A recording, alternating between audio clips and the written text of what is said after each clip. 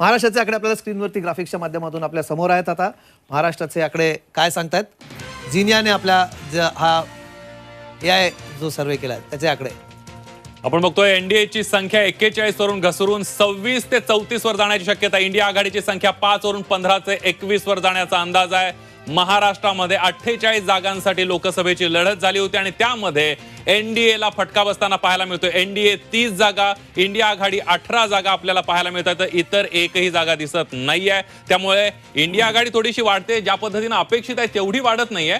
मात्र कुठेतरी एनडीएला फटका बसताना दिसतोय. अजित पवार, एकनाथ शिंदे यांचा पक्ष सोबत घेऊन सुद्धा एनडीए मागे पडताना दिसते. तर म्हणजे आपण तसं आता ह्याचं बायफर्केशन आपल्याकडे उपलब्ध नाही. आपण जसं सांगितलं सुरुवातीला की आपण ओव्हरऑल त्याचं असेसमेंट केलेलं आहे. पक्षीय बलाबल आपण त्यातलं काढलेलं नाही, पण तरी सुद्धा हा जो आकडा आपल्याकडे आहे, एनडीए गेल्या वेळेस आपण त्यांचे जे आकडा होता भाजपच्या स्वतःच्या 23 जागा, शिवसेनेच्या एकसंध शिवसेनेच्या 18 जागा आणि नंतर त्यांच्यासोबत नवनीत राणा ज्या अपक्ष होत्या अमरावतीच्या त्या सोबत आल्या होत्या. त्यामुळे या 42 जागा त्यांच्याकडे होत्या.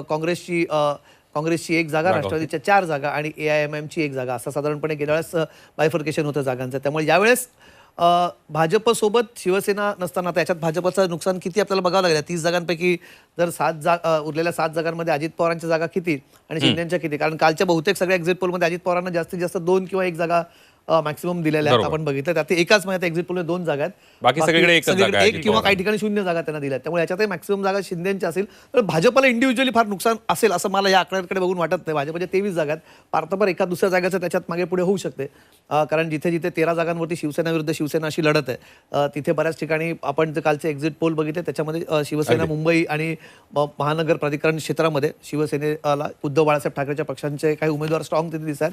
त्याचा सगळ्यांचा ठोकताळा काढायचा झाला तर महाराष्ट्रातला आकडा आपल्याला समोर दिसतोय. 30 जागांवरती एनडीए आणि 18 जागांवरती महाविकास आघाडी. इथे आपल्याला महाराष्ट्रातलं चित्र दिसतं.